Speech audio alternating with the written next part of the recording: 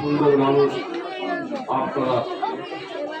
আজকের আমাদের বাংলাদেশের প্রথম রাষ্ট্রপতি শহীদ প্রেসিডেন্ট জিয়াউর রহমানের মৃত্যুবার্ষিকী আপনারা পালন করছেন।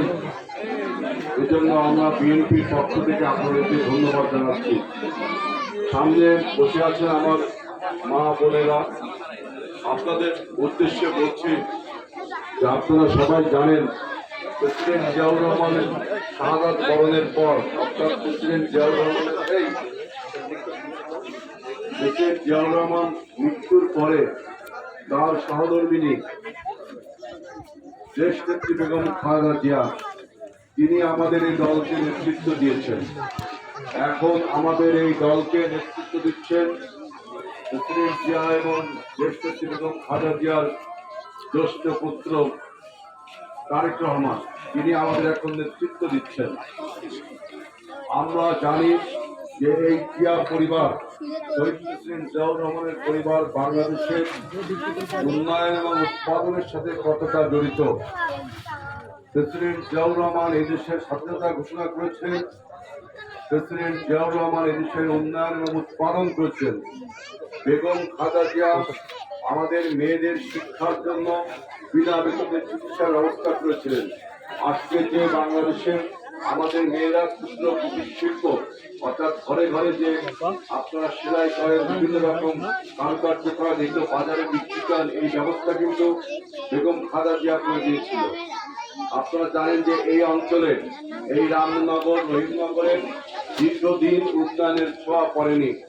আমি আপনাদের সন্তান হিসাবে আমি কথা দিচ্ছি, আমি আপনাদের এলাকার সন্তান হিসাবে আমি অঙ্গীকার করছি যে এই রূপসার উন্নয়ন মানে আমরা শুধু রাস্তাঘাট, মসজিদ, মন্দির, মাদ্রাসার উন্নয়নের কথা বলছি না।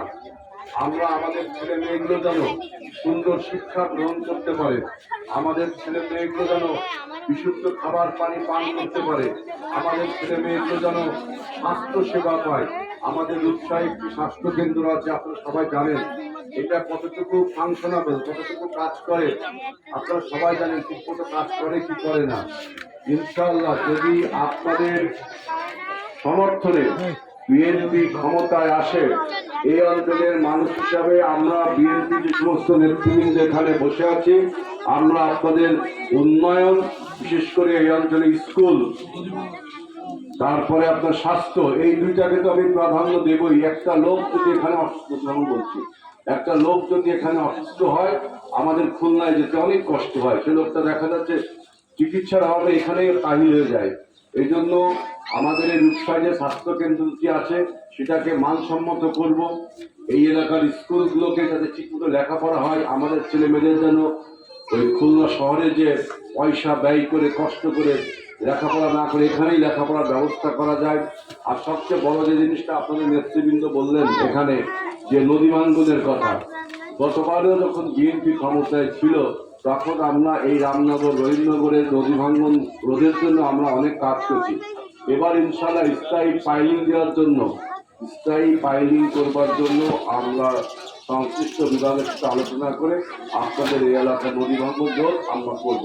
সবচেয়ে বড় জিনিস, আপনারা এই এলাকায় শান্তি শৃঙ্খলা বজায় রাখবেন। কেউ যদি কারো জায়গা দখল করেন, কেউ যদি চাঁদাবাজি করেন, সন্ত্রাসী করেন, আমাদের বিএনপির নেতৃবৃন্দ আছে বা আমার সাথে অনেকে যোগাযোগ আছে, আমাদের থানা আছে, আমাদের পিওনো সাহেব আছে, তাদের সাথে যোগাযোগ করবেন। আমি মনে করি এই রামনগর রহিমনগর একটা শান্তি শৃঙ্খলার জনপদে পরিণত হবে। মনে রাখবেন, বিএনপি এমন একটা দল, সন্ত্রাসের সাথে তারা কখনো কম্প্রোমাইজ বা আপোষ করে না। গত 17 বছর এই রূপসায় যে ধরনের সন্ত্রাস, চাঁদাবাজি, নৈরাজ্য হয়েছে, বিএনপি অঙ্গীকার করছে আমরা সেই সব থেকে জনগণকে ফিরিয়ে আনবো। আমরা শান্তির রূপসা, সমৃদ্ধির রূপসা, ঐক্যবদ্ধ রূপসা তৈরি করে আমরা উন্নয়নের দিকে এগিয়ে যাব। আমাদের মানুষগুলো যেন চাকরি পায়, আমাদের অনেক ছেলে বেকার হয়ে ঘুরে বেড়ায়, এই ছেলেগুলো যেন কর্মসংস্থান করতে পারে।